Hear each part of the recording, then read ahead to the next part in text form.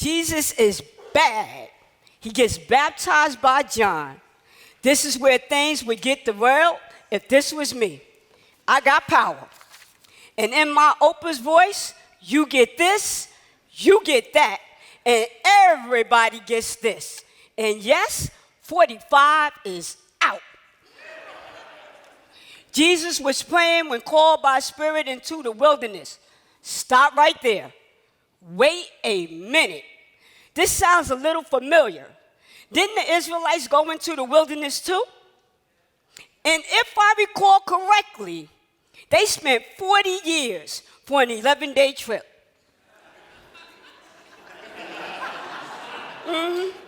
More on that later.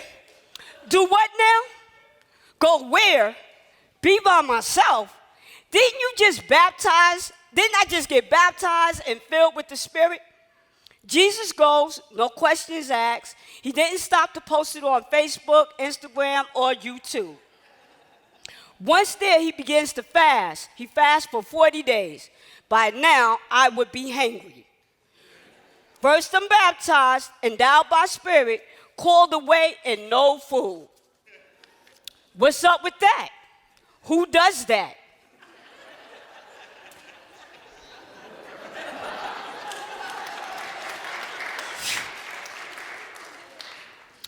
This would be a good time for me to change my mind and get derailed from my purpose, my higher calling. Back to the Israelites. They spent 40 years in the wilderness for an 11-day trip. That's some fuzzy math because they couldn't follow God's lead and trust her for the care of them. God is brilliant. She never reveals everything to us at one time.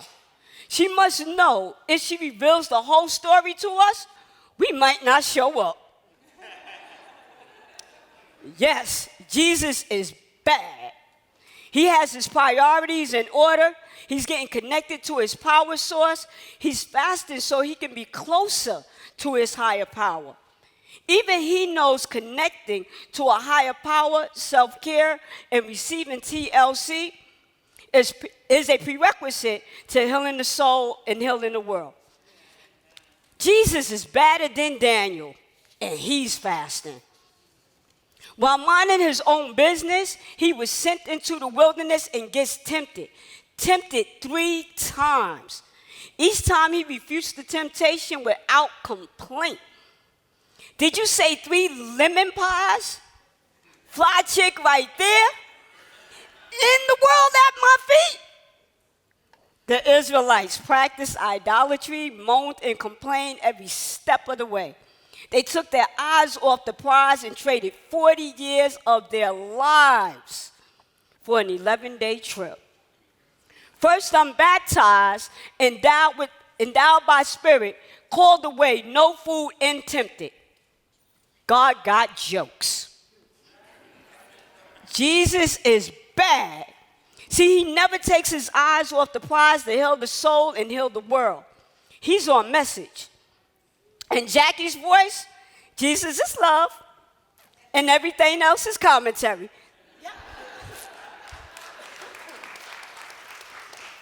He's not even hangry. Once the tempter did not have the victory, the angels came and filled Jesus. They had his back like a jacket. They gave Jesus love in the wilderness. Quick notes. I'm baptized, endowed by Spirit, called away, no food, tempted, and I get a crew. Now we're talking. He was ready to serve. He had his crew with him. This is an amazing time in his life. He went out and did a bold new thing. Carried the message, cared for the least of these, welcomed children and strangers, fed the hungry, gave sight to the blind, made the lame walk, made deaf ears hear, healed the bleeding woman, cast out demons, raised folks from the dead, befriended the lonely and outcast. And this is not a complete list. He's bad. He was already filled with so much power, authority, and influence. And he could have wielded that power, authority, influence anytime he wanted to. He was the epitome of class, grace, and confidence. He didn't sweat the small stuff. He's got work to do. This Bible passage made me reflect on my own calling. Do I heed my higher power's calling? Listen to my intuitive voice? Do I take time out for myself to get close to the source? Am I willing to forego instant gratification? I got the power to do so. When and how do I stand when tempted? Do I see the big picture when things seem insurmountable? And who has my back like a jacket when I'm in the wilderness? See, Jesus is never alone in this story or in his life. He has somewhere to go, somewhere to turn to. He's always in the care of our loving parent. Yes, he goes through trials and tribulations. He's got haters, just like us. That's what makes this story so powerful. See, we will never live a life that is always harmonious, without pitfalls. It's just not realistic. Jesus knows this.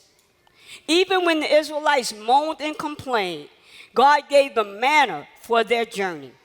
God gave them love in the wilderness, things that make you be in awe of God's tenderness.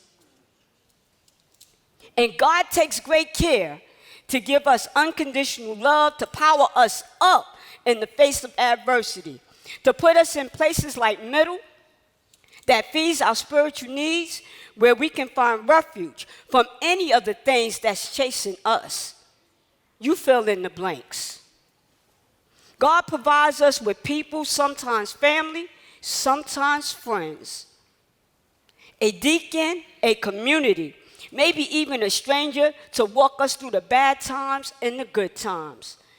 To answer the world's calling for a more just community and society by putting middle in the forefront of racial healing.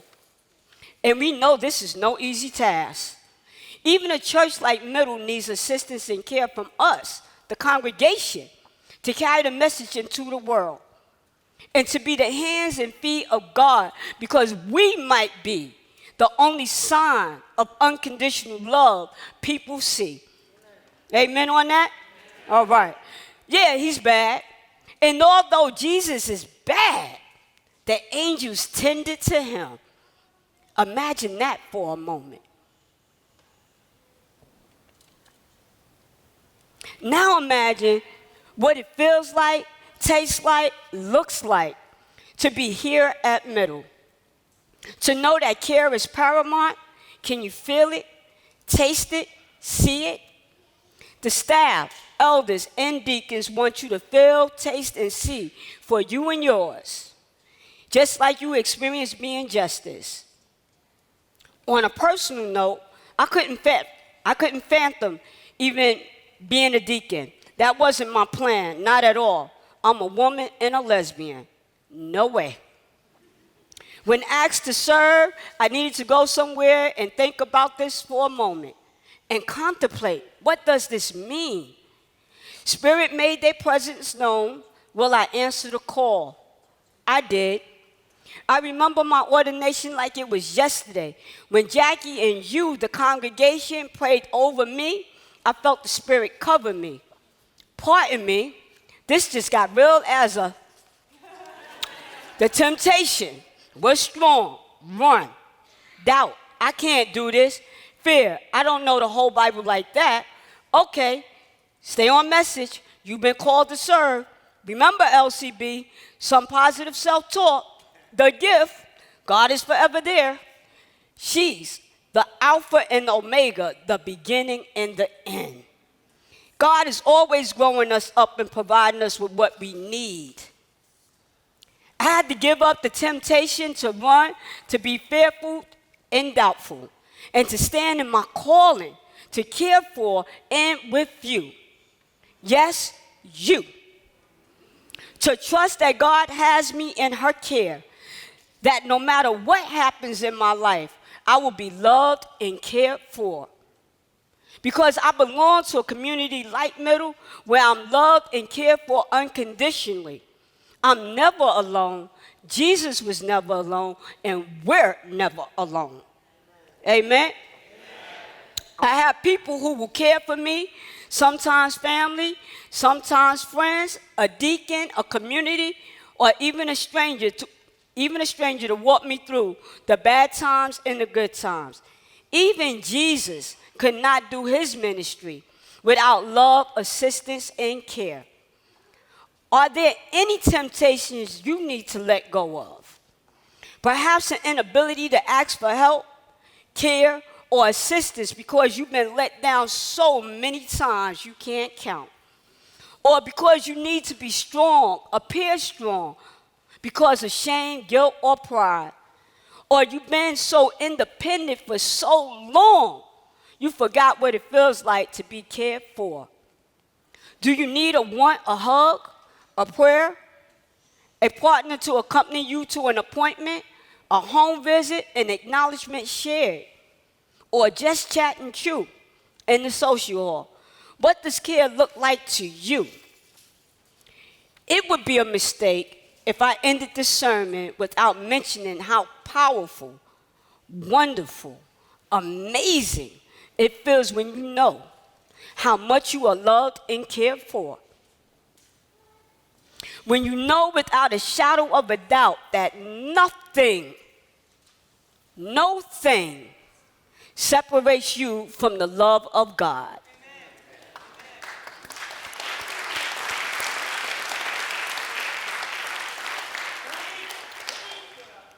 Here at Middle, those angels are called deacons, elders, staff, friends, family, community. Jesus knew without community, connection, and covenant, he wouldn't be able to heal the soul and heal the world. Jesus is bad. Amen.